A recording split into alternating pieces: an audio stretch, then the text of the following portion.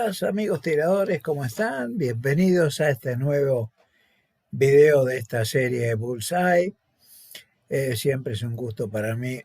encontrarme con ustedes nuevamente. En este video me voy a ocupar es un breve video, me voy a ocupar de un tema que tiene que ver con preguntas que he recibido de visitantes a nuestro canal. Y que es, posiblemente estas preguntas han surgido porque en algún video anterior yo he mostrado la imagen de dos de mis fusiles, en particular el Carlos González Thunderbird M1 y el Anschutz 54. Ambos fusiles tienen incorporado en la boca de fuego, ¿no es cierto?, un sintonizador, lo que en inglés se denomina barrel tuner, o sea, sintonizador de cañón. Y bueno, ya algunos me han preguntado, digamos, cuál es la razón de ser de estos sintonizadores, de estos adminículos. Y de modo que, bueno, quiero ver si podemos aclarar un poco este punto que, digamos, tiene alguna importancia para los tiradores de precisión, sobre todo los que practicamos disciplinas de bench. Acá a continuación les estoy mostrando los dos tipos de sintonizadores que yo utilizo. El primero que se muestra en la imagen es el sintonizador Bucky de origen estadounidense, que es el que utilizo, digamos, en el cañón del fusil 6 PSC, del Carlos González M1 Thunderbolt. Este es un sintonizador para el raso calibre. Y a continuación, en la imagen siguiente, estoy mostrando un sintonizador Harrells, que ya es para pequeño calibre, para calibre 22 long rifle. Ahora bien, nos preguntamos entonces cuál es el principio de funcionamiento de estos sintonizadores. Todos sabemos por propia experiencia que si tomamos una varilla de cualquier material, acero, bronce, aluminio, madera o plástico, la fijamos en un extremo, por ejemplo en una morsa, y desplazamos lateralmente un poco el extremo libre y lo liberamos, la varilla va a comenzar a vibrar con oscilaciones que se irán rápidamente amortiguando, atenuando, hasta que la varilla recupere su condición inicial de reposo. Lo que en general vamos a percibir, si efectuamos esta prueba, es un movimiento como el indicado en la parte superior, o sea, en la figura 1A que vemos en la imagen. Lo que normalmente no vamos a alcanzar a percibir es que la varilla realiza simultáneamente con este movimiento otros movimientos que son de menor amplitud pero de mayor frecuencia y que serían los que se muestran en la figura siguiente, por ejemplo la 1B y la 1C. Estos movimientos todos ellos se denominan modos de vibración y cada uno posee una frecuencia de vibración característica que responde a lo que se llama su frecuencia natural. Estas frecuencias naturales de vibración dependen del material, de la geometría, de las dimensiones de la pieza y de la forma de sujeción. En este caso, hemos dicho, tenemos una varilla que está simplemente fija en un extremo. El movimiento resultante va a ser la superposición de los modos individuales. Si, como es habitual, llamamos a estos modos de vibración modo 1, modo 2, modo 3, etc., podríamos comprobar que sus frecuencias naturales de vibración son más altas a medida que vamos a modos más elevados, pero que sus amplitudes son cada vez más pequeñas. Por esta razón, podemos considerar que los modos 1 y 2, que son los que tienen mayores amplitudes, son los más determinantes en el momento de fijar la posición de la boca del cañón cuando la punta lo abandona. De modo que si imaginamos el cañón de nuestra arma como si fuera una varilla o una barra parecida en alguna medida a lo que acabamos de mostrar, está claro que la dirección en la cual la punta va a abandonar la boca del cañón, no solamente va a depender de la posición que tiene la punta en ese instante, perdón, la boca del cañón en ese instante, sino también de su orientación, o sea, de su dirección. De modo que, si bien podemos considerar, primera aproximación, que el ejemplo considerado de la varilla con un extremo fijo modela en alguna medida el comportamiento del cañón de un arma larga, estamos hablando, con uno de sus extremos fijos en lo que sería la acción, que haría las veces de fijación del cañón. Las vibraciones que se establecen en el cañón de un arma en el momento del disparo son bastante más complejas que las ilustradas para el caso de la varilla. En efecto, tengamos en cuenta que al producirse la ignición de la pólvora en el cartucho y una vez que la punta abandona la vaina e inicia su trayectoria a lo largo del cañón, tenemos una onda de presión que va impulsando la punta mientras la presión es contenida por el cañón. Esto va a producir deformaciones del cañón y vibraciones del mismo, que ya no son vibraciones naturales, sino forzadas por el ciclo de presión interno.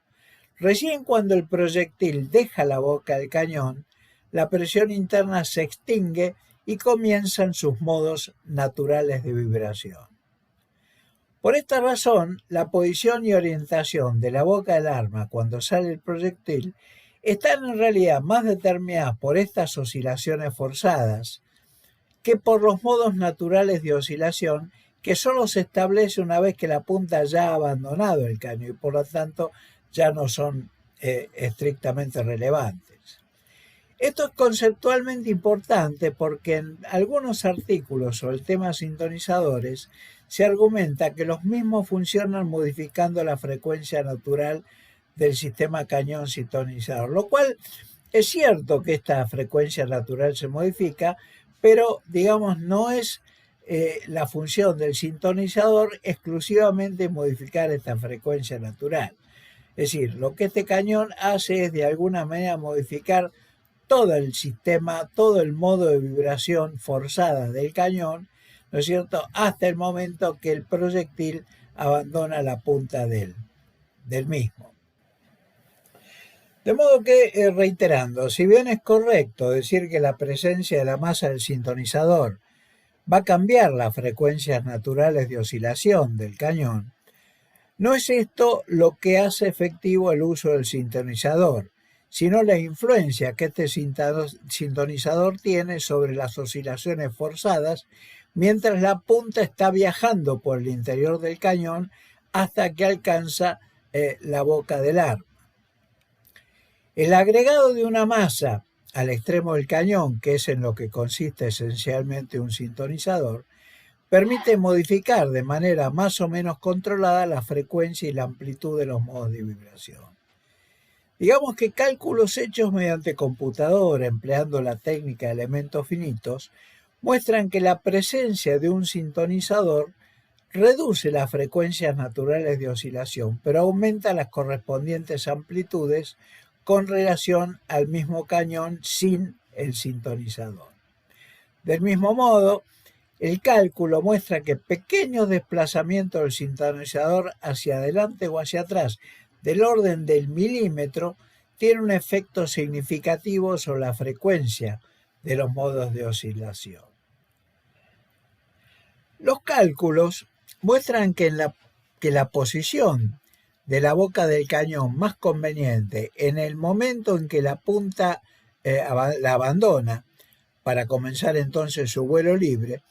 es un poco antes que la boca alcance su posición extrema superior, es decir, en la vibración, ¿no es cierto?, un poco antes de que la punta, el extremo, la boca del cañón alcance su posición extrema superior.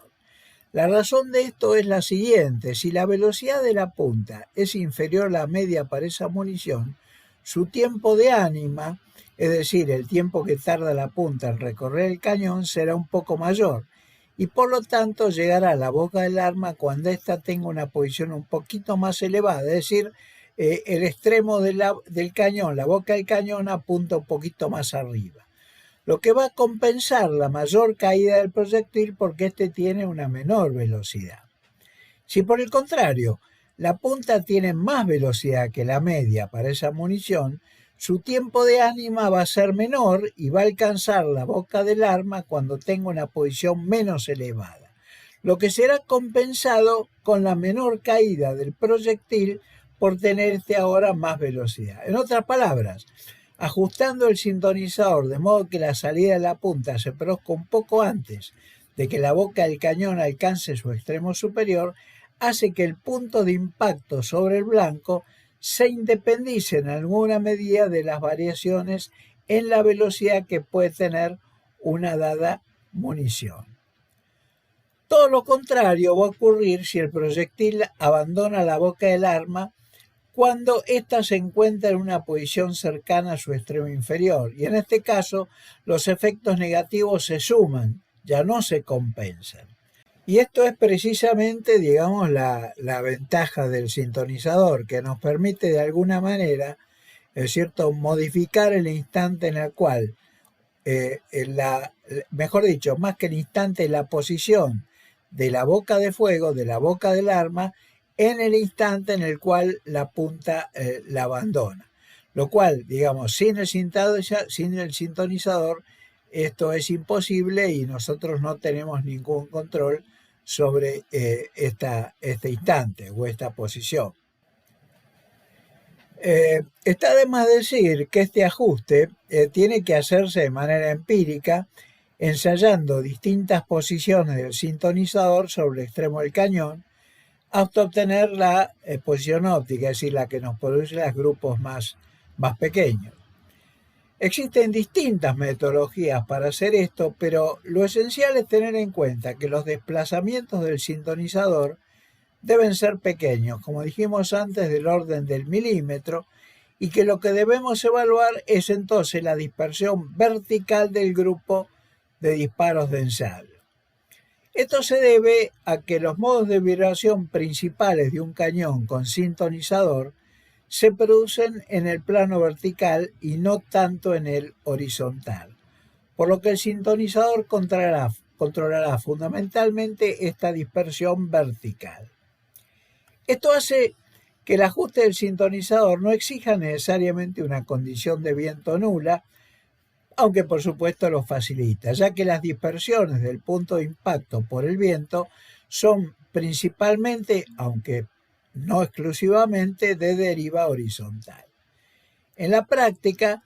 la experiencia muestra que el ajuste del sintonizador suele requerir una caja o dos de munición 22 long rifle, es decir, entre unos 50 y 100 disparos. Depende de la metodología que se use para tal fin.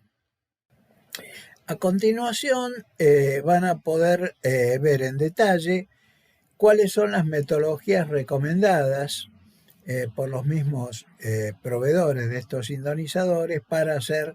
el ajuste de los mismos. Yo no voy a leerlas en su totalidad porque no llevaría tiempo y sería innecesario, ya que el que esté interesado realmente en ver la metodología en detalle, bueno, lo que puede hacer siempre es detener el video y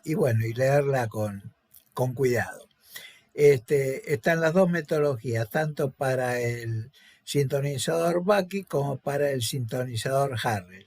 La diferencia fundamental entre uno y otro es que el Bucky va roscado en el extremo del cañón, con lo cual hay que hacer la rosca correspondiente en el extremo del cañón para instalarlo, mientras que el sintonizador Harrell tiene un sistema de ajuste variable que permite simplemente fijarlo sobre el extremo del cañón sin necesidad de hacer un roscar el mismo. Digamos que las metodologías para ambos sintonizadores pueden diferir en detalle, pero esencialmente en lo que consisten es que una vez instalado el sintonizador, uno modifica su posición poco más adelante o hacia atrás en valores pequeños, generalmente fracción de milímetro, lo que representa simplemente fracciones de vuelta del sintonizador sobre el cañón, hasta encontrar, digamos, cuál es la posición que permite obtener los grupos más pequeños. En general vamos a encontrar que hay un rango, ¿no es cierto?, de posiciones, que insisto, está generalmente dentro del milímetro, ¿no es cierto?, para el cual se obtiene este resultado de pequeños grupos. Puede haber más de una zona sobre la cual el sintonizador produce pequeños grupos y, por supuesto, en este caso conviene, digamos, elegir aquella que sea más amplia para tener más latitud, más rango de variación, ¿no es cierto?, dentro de lo que es la posición del cañón, quiero decir, del sintonizador, y que nos permita entonces obtener pequeños grupos. Bueno, estimados amigos tiradores, con esto terminamos esta breve descripción de lo que son los sintonizadores o barrel tuners, cómo es su funcionamiento y cómo pueden utilizarse para reducir los tamaños de nuestros grupos. Así que con esto nos despedimos hasta el próximo video de esta serie Bullseye, donde espero nuevamente poder encontrarlos.